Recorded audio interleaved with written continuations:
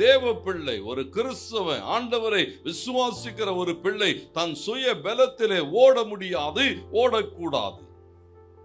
உன்னை பலப்படுத்துகிறவர் ஒருவர் இருக்கிறார். ஆண்டவருக்கு மகிமை உண்டாட்டும். சுய பலத்திலே ஓடாதே, சுயத்தை நம்பி ஓடாதே. கர்த்தரை சார்ந்து ஓடுகிற அனுபவம் ஏன் சொன்னா அவர் உன்னை பலப்படுத்துவார்.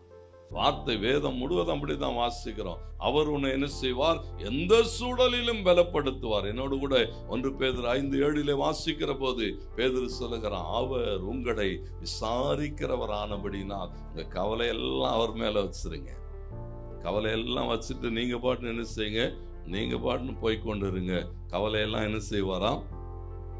அப்படிதானே பாடுறோம். இயேசு சுமந்து கொண்டாரே நான் சுமக்கு அப்படின்னா அவ்வளோ நம்பிக்கையை வச்சுன்னு அவர் மேல வச்சுட்டு நீ வாழ் அவரை சார்ந்து. ஏன்னா வசனம் சொல்லுகிறது அவர் உனக்கு பலன். 1 கொரிந்தியரில் வாசிக்கிற 1 அதிகாரம் 24-25 வசனம் சொல்லுகிறது, அழைக்கப்பட்டவர்களுக்கு, யூதனாயிரு கிரேக்கனாயிரு யார் என்பதெல்லாம் பிரச்சனை இல்லை, அழைக்கப்பட்டவர்களுக்கு கிறிஸ்து தேவ பலனாயிருக்கிறார்.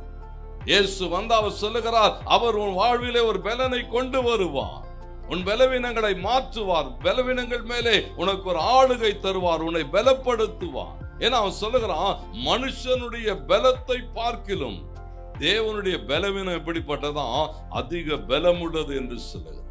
ஆண்டவருக்கு மகிமை உண்டாடு. ஒவ்வொரு நாளும் அதை சார்ந்து கொள்ளுகிற போது எத்தனை பலவீனமாக இருந்தாலும் அத்தனையும் மேற்கொள்ளுகிறதுக்கு ஒரு மேய்ப்பன் பிறந்திருக்கிறார். அவர் தம் ஆடுகளை என்ன செய்கிறாரா? பலப்படுத்துகிறார் என்று மிக சொல்லுகிறார். அது மாத்திரமல்ல, அவர் சொல்லுகிற போது அந்த அனுபவங்கள் என்னன்னு சொன்னா ஒரு பெரிய தைரியம். நான் தனியா இல்லை, ஒரு நல்ல மேய்ப்பன் என் கூட இருக்கிறார். அதான் வார்த்தை சொல்லுகிறது. இயேசு, அவருக்கு இயேசுன்னு பெயரிடு.